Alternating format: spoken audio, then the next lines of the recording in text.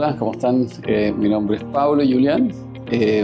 Yo estudié Ingeniería Comercial. Tengo mucho tiempo de experiencia, cerca de 35 años de experiencia. Yo diría fundamentalmente en dos compañías. Una que fue Unilever, una compañía muy buena que me formó, creo yo, bien. Y llevo más o menos la misma cantidad de tiempo en el BCI, una compañía también realmente de la que he aprendido mucho. Un ejemplo en muchas cosas. BCI hoy día es una compañía internacional. Somos cerca o más de 12.000 colaboradores. Más de 1.200 personas ya están en el exterior, entre Estados Unidos, Perú y otros países. Es un negocio muy diverso, que tiene muchas áreas de negocio. Y que nosotros tenemos como gestión de personas la suerte de servir, de trabajar, ¿no es cierto? Somos un equipo de cerca de 200 personas, el mejor equipo de Chile, reconocido, digamos, en múltiples, no en múltiples, en 3 ocasiones, motivo que claramente, más que hablar tanto de eso, la verdad es que nos llena de orgullo. Quiere decir que, por lo menos, o también, desde afuera se ve el aporte que el equipo hace, ¿ya? Así que han sido 16 años muy productivos, muy distintos y contribuyendo justamente a los objetivos estratégicos del negocio. Mi línea inicial iba por el mundo de la finanza. Mi papá era financiero y me gustaban las finanzas. Y entré, de hecho me ofrecieron trabajar en recursos humanos, que nunca había pensado trabajar en recursos humanos, lo rechacé, pero vi una buena opción para entrar a una muy buena compañía que era Lever. Y en ese minuto había un director de recursos humanos, un señor que lo admiro mucho, ya no está, y que me dijo: mira, hagamos lo siguiente, acá hay un proyecto que va a durar un tiempo y si no te gusta ese proyecto podemos conversar, ¿no? Y nos movemos para finanzas, qué sé yo. Y ese proyecto consistió en iniciar un proceso de adquisiciones. Empezamos a comprar fábricas y algunos negocios y había que hacerse cargo de esas cosas. Entonces, como yo me gustaba la finanza, tenía probablemente alguna habilidad, me dijeron: Julián, administración y finanzas. Seguimos comprando negocios y la administración y finanzas ya fue mucho más de administración, que era grande y éramos chicos nosotros, un equipo de gente más o menos joven, súper joven. Entonces me dejaban la parte de administración, y administración, 3/4 de administración era la gestión de personas. Y después me tocó, dentro de ese proceso, tener que negociar y tener que administrar el tema de personas.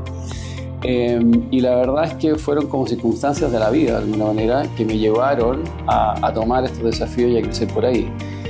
Doy gracias a Dios, ¿no? por esa oportunidad. No me arrepiento ningún minuto de mi vida. Creo que ha sido un viaje profesional diverso, lleno de desafíos, lleno de experiencia. Y si hay un recado o una recomendación que le hago a la gente joven, que converso mucho con ella, es que justamente, más allá de las inclinaciones, de las preferencias, cuando están iniciando las carreras, no cierren ninguna puerta, porque se pueden sorprender. Creo que, el tema del liderazgo es crucial, ¿no? Es fundamental. Uno puede estar en una organización en el mismo lugar, con las mismas condiciones económicas, con los mismos beneficios, y tener un rendimiento, por ejemplo, completamente distinto. Fundamentalmente por la ausencia o presencia, digamos, de un buen líder. Yo he tenido, obviamente, varios jefes y líderes en mi carrera, y yo diría que hay, sin decir los nombres, pero 2 personas que realmente me marcaron justamente la diferencia. Y después un personaje que realmente era la antítesis, ¿no es cierto?, de lo que yo entendía, ¿no es cierto?, que es el liderazgo. Estos 2 primeros señores, he tenido buenos gerentes, muy buenos gerentes, pero 2 personas que realmente se destacaban de verdad, ¿no? Personas, primero, muy consistentes y coherentes entre lo que decían y lo que hacían, de lo que decían. obviamente con una capacidad intelectual y una visión estratégica, ¿no es cierto?, probablemente sobre la media, pero no era lo que más los destacaba. Personas muy cercanas a su equipo que realmente transmitían confianza y sabían sacar, ¿no es cierto?, lo mejor de las personas, muy buenos comunicadores. Personas con objetivos, ¿no es cierto?, muy ambiciosos. Pero si hay un rasgo que probablemente yo los destaco en ello, y que probablemente no es un rasgo muy común cuando uno hace esas checklists, digamos, de los temas de los líderes, que es la humildad. Es la gente que sabía ponerse, eso, ¿no es cierto?, ponerse gallos muy importante, pero muy importante, una tremenda responsabilidad, pero tú no sentías en ningún minuto, ¿no es cierto?, la diferencia de ser una persona que estaba entrando en la compañía, un middle manager o lo que fuera, conversando con ellos.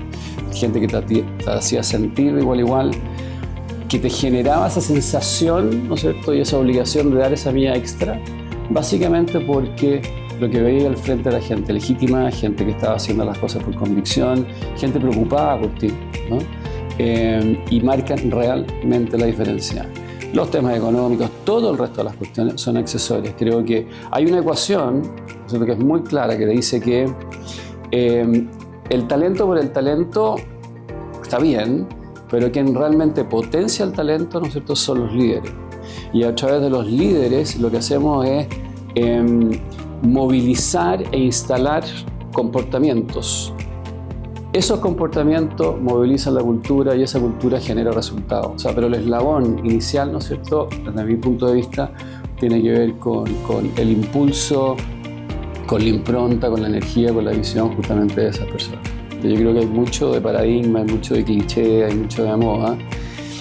Y al final, ¿no?, uno cree y sigue a personas justamente por sus convicciones, porque son capaces de conectar, porque son capaces de generar algo, ¿no es cierto?, distinto a solamente cumplir con una responsabilidad profesional, que te invitan, ¿no es cierto?, con un propósito, con una visión que lo hace, ¿no es cierto?, diferente a lo tradicional. Creo que no, yo creo que se mantiene igualmente vigente y da exactamente. De los líderes que estoy hablando yo eran absolutamente baby boomers, digamos, si no antes, digamos, y gente de avanzada, o sea, gente interesada, gente que estaba mirando qué es lo que estaba pasando en el mundo los próximos 10 años o 15 años, ¿no?, y aventurarse y a experimentar. Hoy día está mucho más de moda, ¿no es cierto?, la experimentación, la innovación, pero de manera legítima esas personas realmente tenían por lo menos una virtud, ¿no es cierto?, que era la de ejecutar con excelencia, ¿no es cierto?, generar un ambiente de excelencia para trabajar, pero también en paralelo estar mirando, ¿no es cierto?, los próximos, qué sé yo, 5 o 10 años y cuáles eran los desafíos que podían, ¿no es cierto?, venir. Entonces, pero ese nivel de conexión, de cercanía, marca mucho la diferencia, mucho. O sea, yo te diría, y no comenté de la antítesis del líder, ¿eh?, que tuve un señor por un tema de fusión de compañías internacionales que me tocó, afortunadamente, transitoriamente trabajar con él, en el mismo ambiente, con las mismas condiciones. Aprendí en carne viva, digamos, de cuál era el perjuicio, el daño, el impacto que te puede generar un mal liderazgo.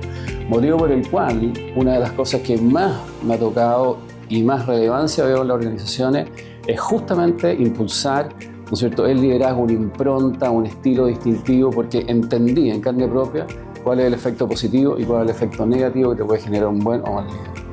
A ver, han sido 30 y tantos años de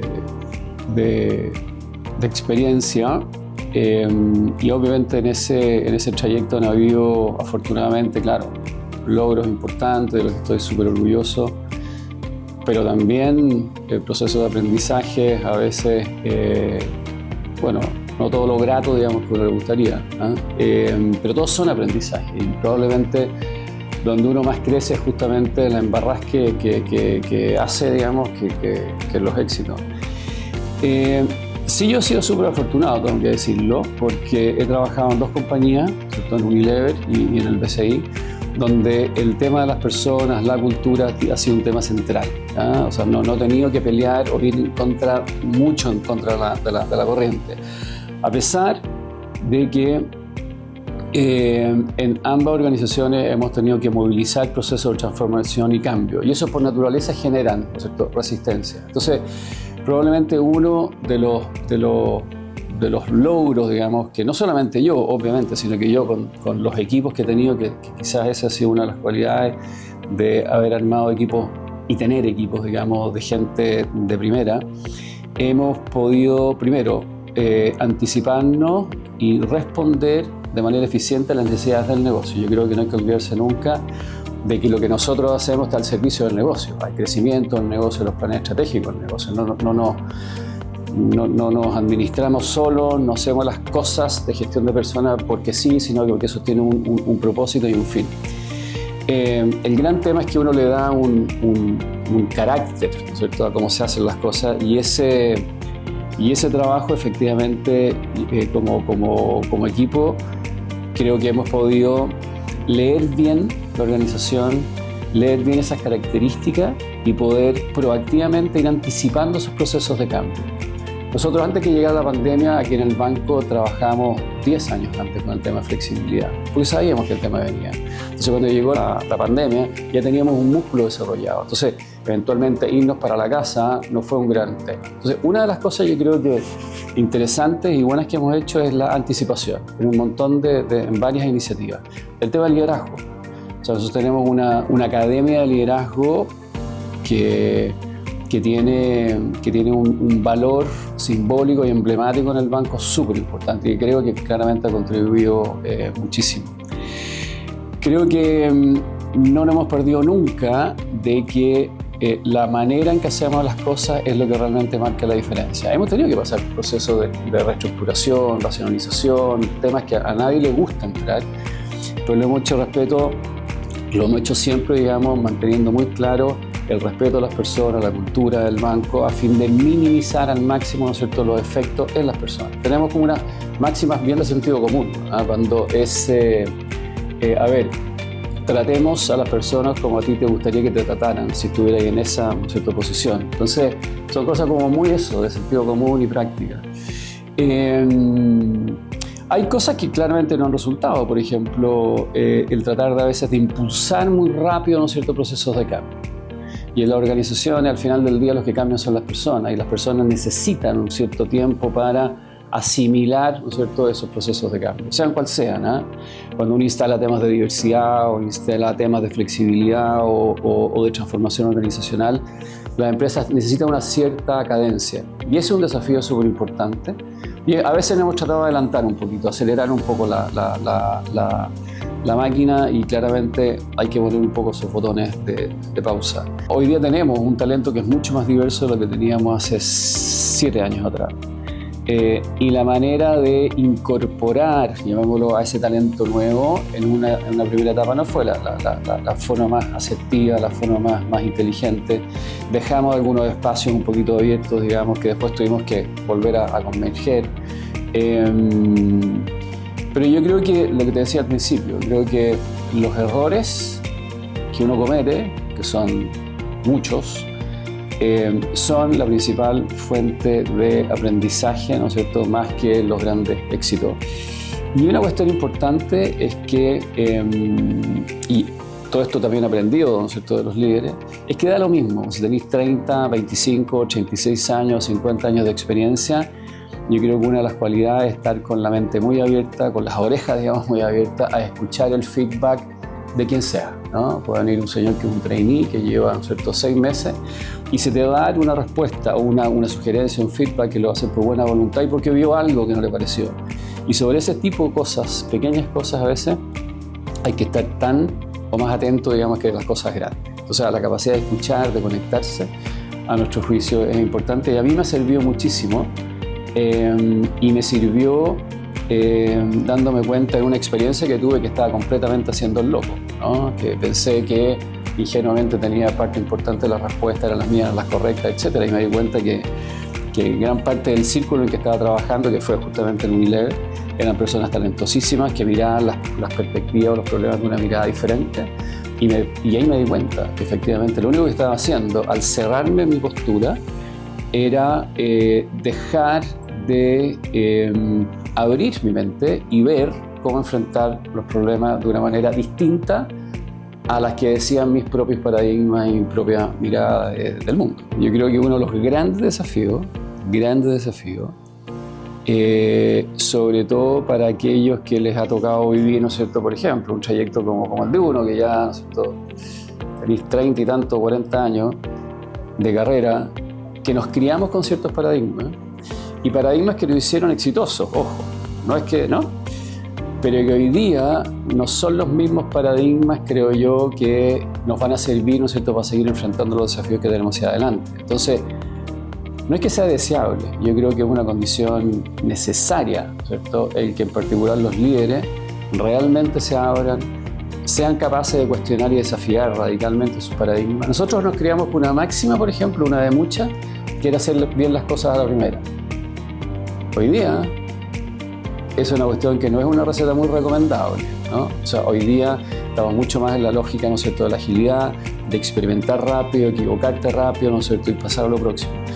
Entonces, cuando uno se apega, ¿no es cierto?, a ciertas recetas y no sé, eso, las mantiene rígidas, corre el riesgo que en un contexto como el actual, que si algo tiene es de dinamismo, de cambio, ¿no es cierto?, y de nuevos desafíos, es que se va a correr mucho más riesgo manteniéndose, ¿no es cierto?, con esas miradas más inflexibles. A ver, uno, conectándolo con eso, claramente ayudar a generar una cultura que sea mucho más abierta al cambio, que lo acepte, lo asimile y no le tenga temor al cambio, sino que lo abrace, digamos, como una oportunidad. Claramente que sea capaz de incorporar el concepto de la flexibilidad para el contexto más amplio. La flexibilidad no es trabajar 2 días en la casa y 3 días en el trabajo. La flexibilidad es cómo abordamos el trabajo, cómo interactuamos con los clientes. El concepto de flexibilidad en general creo que es muy importante. Creo que la manera de reinventarnos es clave y cómo nosotros como gestión de personas somos capaces de transmitir y llevar esa capacidad. Es decir, lo único que sé yo es que muchas de las competencias y conocimientos que hoy día tenemos y que usamos en algún tiempo más no van a existir y van a existir otros tantos, ¿no es cierto?, conocimientos que hay que adquirir y hay que adquirir rápido. Entonces, cambiar esa lógica, esa mentalidad es clave y claramente gestión de personas quien tiene que movilizarlo. Seguir reforzando, pero como un elemento estratégico, crítico, digamos, el tema del liderazgo, porque gran parte de lo que estamos hablando va a pasar o no va a pasar si hay justamente líderes que son capaces de movilizar y dar el ejemplo con su propio comportamiento. Yo puedo llenar aquí el banco, ¿no es cierto?, de definiciones, de segments, de lo que uno quiera, pero si esa experiencia no se ve reflejada en el día a día, si yo no veo a mi líder que actúa de esa manera, mucho de eso es música. Entonces creo que el tema de liderazgo, ¿no es cierto?, es clave. Creo que hay que pensar, ¿no es cierto?, en seguir evolucionando las culturas organizacionales, sean cual sea, digamos. Yo creo que no hay que mantenerse en este formato estático. Creo que el tema de la diversidad sigue siendo un tema relevante, bien entendida, y cómo gestión de personas, entendiendo con claridad cuáles son los objetivos estratégicos del negocio, se embarca y ayuda a potenciar, ¿no es cierto?, probablemente no muchas cosas, pero con profundidad. Creo que los temas de los propósitos, de las visiones, siguen siendo súper importantes, le dan un carácter, le dan un sentido del por qué tú haces lo que haces. Creo que, y esas capacidades pueden ser varias. Cada empresa tiene definida, ¿no es cierto?, me imagino cuáles son aquellas capacidades estratégicas, ¿no?, donde hoy día probablemente el IA va a jugar un rol requete importante, pero como capacidad tecnológica y no olvidarse de que toda la tecnología que tenemos hoy día son medios para cumplir fines, ¿no?, y los fines de la empresa son fines de largo plazo, que están conectadas con sus accionistas, que están conectadas con la sociedad y que están conectadas también con sus colaboradores y clientes. Todo el resto, no todo el resto. El tema tecnológico a veces hace que no solamente en recursos humanos nos confundamos y creamos que cosas que son medios los transformemos en fines. Y eso creo que claramente no es una buena receta. Hay que trabajar como recursos humanos, ayudar a simplificar la organización. Todo lo que hacemos, desde la mirada ágil, de la manera cómo hacemos las cosas más eficientes. Uno de los grandes problemas que tienen las empresas es que a la medida que empiezan a crecer, por definición se empiezan a complejizar. Y el gran desafío es cómo crecemos, ¿no es cierto?, con procesos de decisiones más fluidos, con matrices de decisiones, digamos, también más directas, menos complejas. Eso es importante.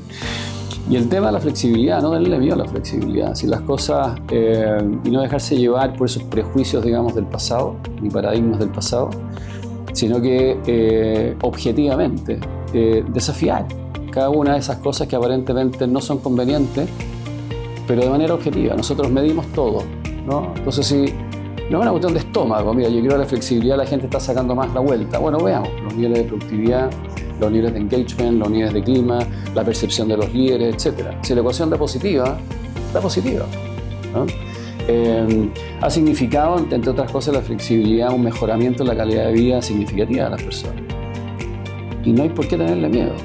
Normalmente, ¿no es cierto?, la reacción es, no, es que la gente puede sacar la vuelta. Bueno, siempre va a haber un 5% que probablemente saque la vuelta, en su casa, acá o en cualquier lado.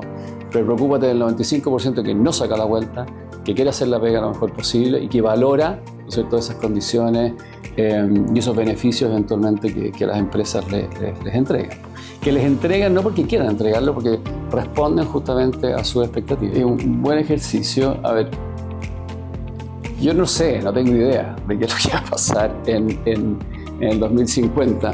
Lo único que sé que vamos a ser distintos y como gestión de personas vamos a tener que abordar nuevos desafíos organizacionales, partiendo siempre de la lógica que estamos al servicio de lo que, ¿no es cierto?, el negocio y sus colaboradores necesitan.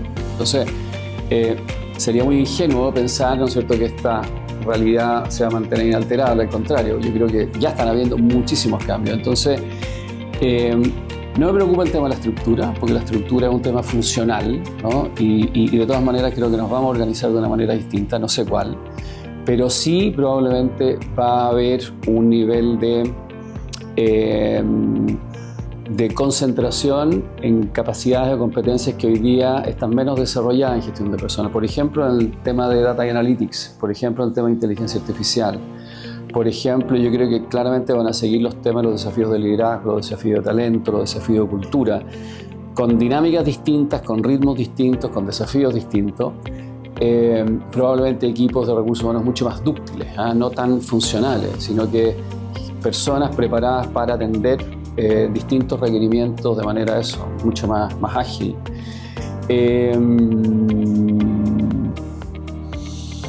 Probablemente con un formato, no, yo creo que el tema de flexibilidad, o sea, el tema de flexibilidad en el mundo está y llegó para quedarse, ¿no? Independiente de que puedan haber algunos casos emblemáticos que están volviendo, etcétera, pero eso para mí son disuasivos, digamos, ¿no? Yo creo que este tema está. Y una de las quizás las cualidades más importantes de gestión de personas que hay que seguir, ¿no es cierto?, potenciando, es la conexión con el negocio y la anticipación. Y como este mundo se mueve cada vez más rápido, la necesidad de estar conectados nosotros con el ecosistema para poder traer justamente esos conocimientos, esas experiencias, esas capacidades para adentro, cada vez va a ser más importante la anticipación, porque la tecnología, pero la capacidad de absorción de las personas de esas nuevas maneras de hacer las cosas tiene un límite. Entonces, en la medida que nosotros adelantamos antes esos cambios futuros que sean en la organización como gestión de personas, vamos a poder administrarlos y gestionarlos con mayor profundidad, con mayor asertividad y de mejor manera. Es un gran desafío porque claramente la salud mental o los estímulos, digamos, que pueden afectar positiva o negativamente, no tiene que ver solamente con las experiencias que uno tiene dentro de una organización, sino que tiene que ver con tu vida, ¿no? Entonces, claramente que, por ejemplo, los niveles de delincuencia o inseguridad que estamos viviendo hoy día, sin duda, ¿cierto?, que impacta e influye en tu vida.